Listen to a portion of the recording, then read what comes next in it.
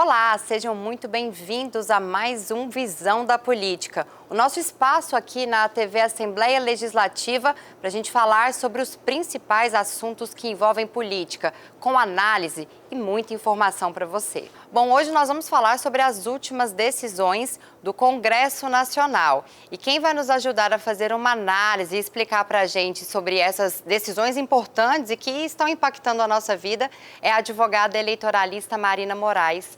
Marina, seja muito bem-vinda à Visão da Política. Obrigada por estar aqui mais uma vez, agora já nessa segunda temporada. Eu que agradeço pelo convite. É sempre um prazer estar aqui com você e na Assembleia Legislativa.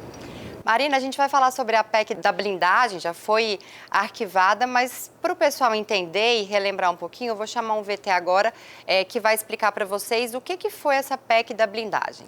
No mês de setembro, a Câmara dos Deputados aprovou uma proposta de emenda à Constituição que aumentaria a blindagem judicial para deputados e senadores. Conhecida como PEC da blindagem, o texto previa a autorização da maioria absoluta da Câmara ou do Senado para a abertura de uma ação penal contra um parlamentar. Depois da aprovação na Câmara, a PEC seguiu para o Senado, mas como já antecipado pelo presidente da Comissão de Constituição e Justiça, Otto Alencar, a PEC não teve apoio do colegiado e foi enterrada ainda na CCJ. Bom, voltando agora, Marina, conta pra gente. Passou na Câmara dos Deputados, mas foi arquivada no Senado. Qual leitura desse cenário, desses últimos dias, que você fez quando essa PEC foi proposta? Bom, a PEC, como se viu, gerou uma grande revolta popular. A gente teve manifestações nas ruas, na internet, e isso não passou despercebido, tanto que o Senado resolveu arquivar a proposta. Mas a Câmara não reagiu muito bem. As declarações de alguns deputados foi exatamente no sentido de que eles duvidavam de como o Senado ia se comportar até na tramitação conjunta da PEC da anistia, né, que se seguiria, e foi considerado uma grande derrota, até porque a PEC da blindagem tinha sido aprovada na Câmara com grande mobilização do centro, e essa derrota no Senado, né, foi amargada pela Câmara, mas eles seguem aí tentando se recompor, afinal de contas, né, vão precisar trabalhar juntos muito em breve. Realmente, ela tinha pontos inconstitucionais? Eu entendo que ela era fatalmente inconstitucional, por quê? Uma PEC, é claro assim, ela muda a Constituição, então é óbvio que ela não vai falar algo que já está na Constituição. Quando é que ela encontra limites? A PEC, ela tem alguns limites que ela não pode exceder, então ela não pode alterar cláusulas pétreas. E nesse caso, uma das cláusulas que a gente tem que não podem ser alteradas é exatamente a separação dos poderes. E quando a gente condiciona uma atuação de investigação por parte do judiciário a essa autorização legislativa, fora do que o Constituinte previu e etc., eu entendo que a gente tem uma violação grave da separação dos poderes que tira, né, uma prerrogativa do judiciário que é de investigar, né? A gente não está falando nem de aplicar punições, que até poderia passar pela mesa, não é o caso. Então eu entendo que fatalmente, quando isso fosse levado ao Supremo, ela poderia ser declarada inconstitucional, mas não chegou a tanto que foi arquivada antes. Bom, e agora eles estão tentando mudar um pouco a PEC da anistia, porque talvez eles estão já prevendo que não vai passar. E mudaram agora essa PEC para a PEC da dosimetria.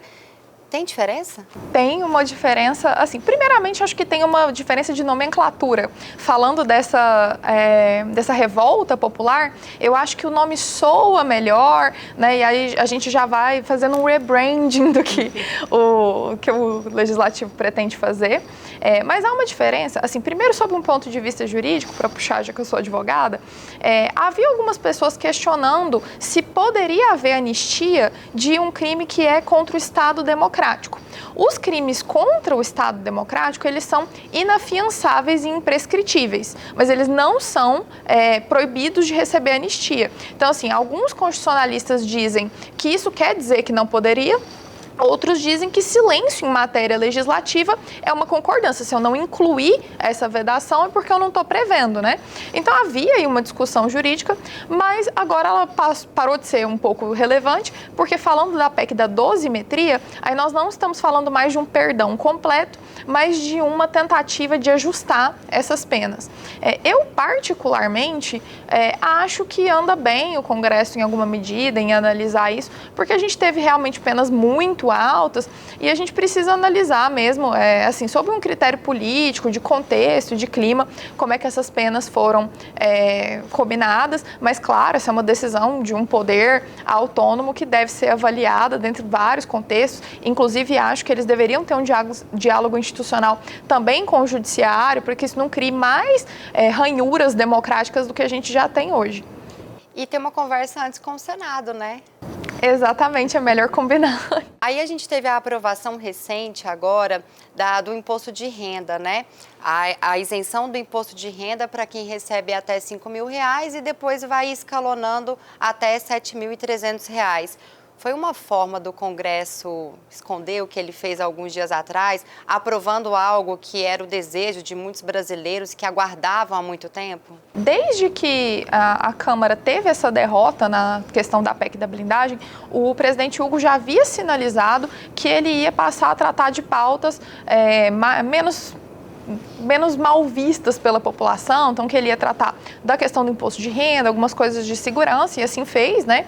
Então começaram a tratar mesmo.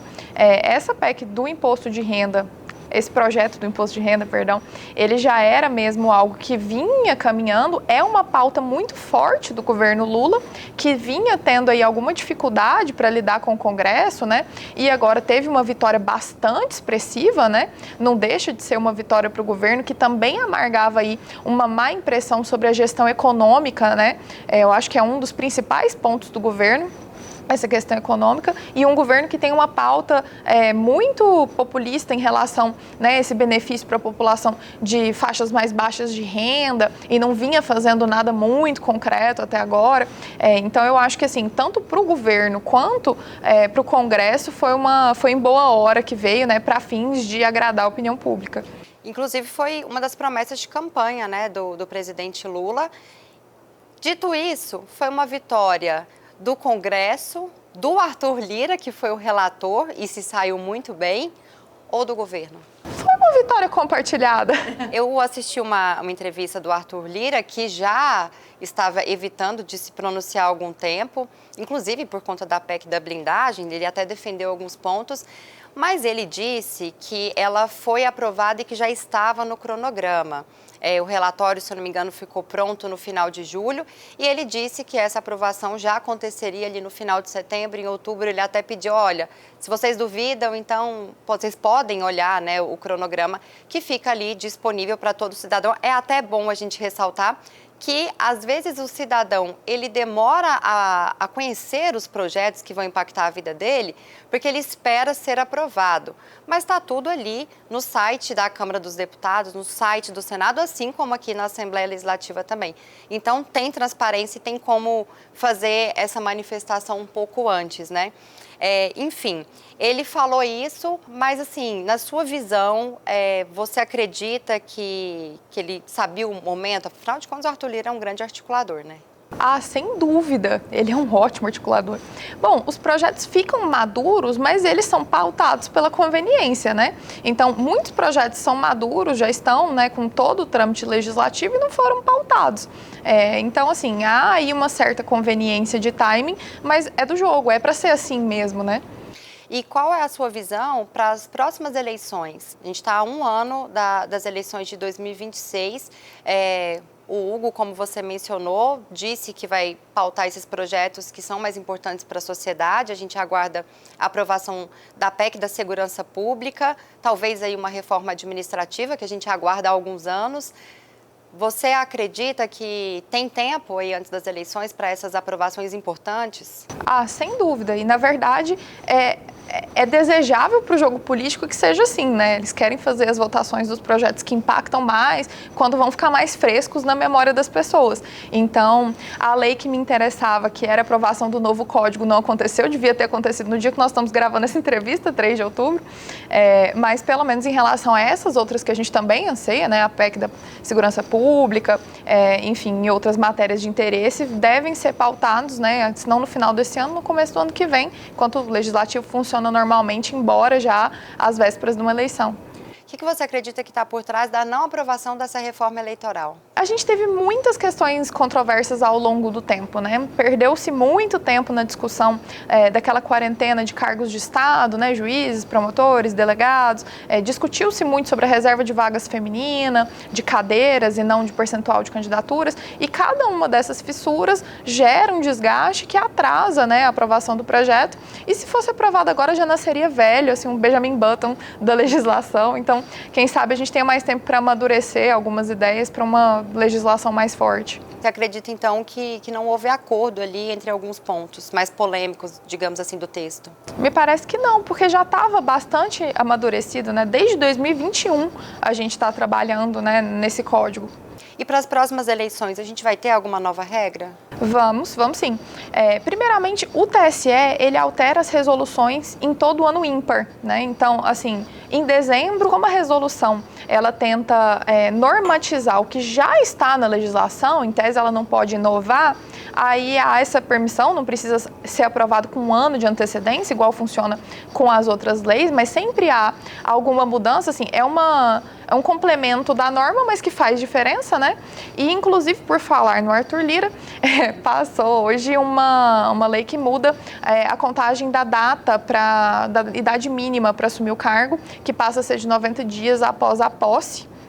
Eu li isso hoje, eu acho que foi aprovado na Câmara, mas não sei se nas duas casas, aí em razão dessa questão de um ano antes das eleições, talvez acabe não valendo, mas já estava encaminhado para ser. Então você vê que sempre por aí temos alguma coisinha. Algumas mudanças, então, a gente pode esperar para as próximas eleições. Agora, todo esse movimento do Congresso impacta também nas eleições estaduais? Aqui em Goiás, reflete? Ah, com certeza, porque não dá para pensar política de forma dissociada, né? O que as pessoas fazem de aliança a nível nacional impacta na organização partidária, em como um certo bloco é visto. Então, se o governo alcança uma medida muito populista, às vezes naquele bloco ali de indecisos, isso acaba reverberando, retirando algumas pessoas que talvez estivessem mais tendentes à direita. Então, todas essas dinâmicas reverberam com certeza. Marina, qual o conselho que você dá para a população que foi manifestar depois da PEC, a PEC da blindagem, depois de já ter passado? Existe alguma forma de conseguir entender? A gente sabe que os termos jurídicos, os textos dos projetos de leis são complexos e muitas vezes a gente não tem o acesso a ele para qualquer pessoa vai ler e entender. Inclusive, como você disse, foi muito bem colocado, os sites legislativos, eles deixam os projetos disponíveis e, inclusive, em geral, eles têm uma consulta pública em que você vota se você é contra ou a favor. Eu faço isso com frequência. Às vezes, quando tem uma coisa que impacta na pauta feminina, a gente manda nos grupos de mulheres, então eu sempre voto. E esse já é um bom termômetro para que o Congresso possa perceber como isso é visto pela população, e aí talvez a gente conseguisse fazer isso de forma preventiva e não repressiva, né? Protestando quando uma coisa já está aprovada, gerando essa fissura, que de qualquer forma, assim, é claro, a manifestação é sempre bem-vinda, mas se ela não fosse necessária, seria melhor. Então, acho que o conselho está bem dentro do que você disse, que as pessoas acompanhem esses projetos, sobretudo de áreas que elas tenham interesse, e se manifestem de forma antecipada, né, para a gente poder evitar essas fissuras institucionais, porque elas demoram a curar depois. E para a nossa democracia, esse tipo de projeto, ele abala mais? A gente já está numa fase de um desenho institucional difícil, né? Os poderes atritam com frequência, o executivo, o legislativo e o judiciário. Não que eles tenham vivido assim um grande paraíso ao longo da vida, mas a gente está numa situação tensa. Então eu acho que tudo que a gente conseguir resolver com diálogo institucional, com a população se manifestando de forma prévia, né, sendo ouvida em outras circunstâncias, gera menos desgaste futuro, gera menos ranhura institucional, para a gente tentar sair um pouco desse estado de tensão frequente que a gente está. Você acredita que, a partir de agora, se os projetos pautados forem realmente projetos que o cidadão aguarda há muitos anos, essa questão de ideologia, da briga entre os poderes, pode dar uma apaziguada? Eu acho que sim, tudo isso compõe, né, um cenário que traga mais paz.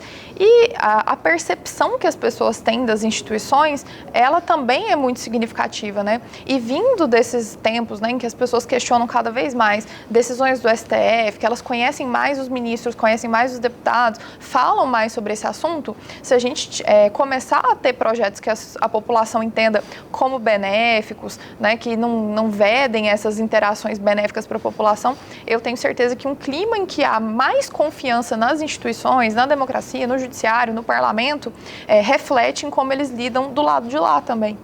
Como é que você avalia de forma antecipada as próximas eleições? Você acredita que a gente está vivendo há 2 mandatos, né, de uma extrema-direita ou uma ultradireita, uma ultra-esquerda, uma briga de ideologias. Será que chegou o momento do centro? Um centro-direita ou um centro-esquerda? É difícil dizer extrema, né? Assim, o próprio PT nunca foi de extrema esquerda, né? Ele toma várias providências que podem ser tidas como direita e vice-versa, né? A direita também faz medidas sociais que poderiam ser tidas de esquerda. Nós somos um grande extremo centro, mas eu acho que a polarização prejudica muito a forma como as eleições caminham. Essa polarização que trata, né, o opositor político como inimigo é ruim para nível intrapessoal mesmo, como as pessoas lidam com a família, com a comunidade, como elas escolhem o voto dela. Quer dizer, eu acho que a gente precisa sair dessa fase e tentar entender, assim, aquilo que as pessoas dizem, né, de esquerda e direita moderada, mas eu acho que a gente podia caminhar para isso, né? Não precisa ser o supercentro, mas pelo menos uma esquerda e direita moderada, não só de políticos, mas de eleitores. E o que os eleitores precisam entender? Porque, como você falou, as pautas são as mesmas, mas umas são defendidas pela direita, que chamada de extrema-direita e extrema-esquerda. Mas, no final, todo mundo, não todas as pautas, principalmente as que mexem mais com essa parte cultural, mas as pautas que a gente precisa discutir é de ambos os lados. Exatamente. É porque a política é um grande jogo de narrativas, né? Quem conta a história da forma mais convincente e atinge a bolha que precisa atingir, acaba ganhando. Afinal de contas, é um jogo meio de maioria, né? Mesmo no sistema proporcional, ainda vale a maioria. Sempre é a maioria. Então, eu acho que assim, as pessoas precisam sempre cuidar para elas não serem massa de manobra, para elas perceberem quando essa comunicação é meramente uma manobra de convencimento e o que tem por trás da política, né? O que tem de histórico naquele político, naquela proposição, naquele bloco, naquele partido, em como aquelas alianças estão sendo formadas, o que eles estão defendendo, assim, as claras e as avessas. Então, eu acho que também é um papel do eleitor não se deixar levar por essas manifestações extremistas, né, e comprá-las como verdades para si e para os seus familiares, que isso também contribui para que as pessoas parem. Porque, afinal de contas, os políticos não vão abandonar esse discurso enquanto ele ainda funcionar. Sobre as fake news, que também envolve muito alguns desses discursos extremos. A gente vai ter alguma novidade para reprimir? Afinal de contas, a gente vai ter inteligência artificial nas próximas eleições, que vai estar muito mais potente do que nas eleições passadas. Essa questão, a cada dia que passa, eu fico mais assustada com a capacidade da inteligência artificial. Inclusive, antigamente, a inteligência artificial ela precisava de material. Hoje, a gente já tem IA generativa, capaz de criar conteúdos do zero. Isso é muito surreal. Até, inclusive, esse golpe que está acontecendo agora, que liga, você fala alô, pega aquela voz, consegue manipular, enfim, imagina isso nas eleições. Por isso, inclusive, o TSE é bem conservador em relação a isso, como ele ainda não conhece todas as possibilidades. A ordem do dia é que essas IAs generativas não são admitidas de forma alguma e que os conteúdos que sejam de alguma forma manipulados por inteligência artificial, mesmo que seja, né, para corrigir uma coisinha, uma falha, tem que ter obrigatoriamente a inscrição de que se trata de inteligência artificial. E quanto às fake news, eu acho que esse movimento para responsabilização das Big Techs é muito importante. É claro que eu não desejo que nenhuma Big Tech deixe o Brasil, porque eu adoro rede social. Não quero que elas nos abandonem. Mas essas plataformas lucram muito dinheiro com as eleições, então nada mais justo que elas também ajudem a monitorar esses discursos, claro, de uma forma muito transparente, porque, veja, a empresa que tem o poder de restringir manifestações, ela tem um poder enorme de manipular a opinião pública. Então, a gente precisa ter muito cuidado em sopesar isso, o que a gente tira de discurso de ódio e de desinformação, mas a forma, os filtros com que isso é feito, para que a gente não gere distorções na realidade das eleições. Já tem algum entendimento do STE ou alguma jurisprudência? Por enquanto, tem um caso que está para ser julgado exatamente dessa questão de desinformação com IA. É um caso em que o cara diz que nem Deus tirava a vitória dele, e aí com uma voz manipulada.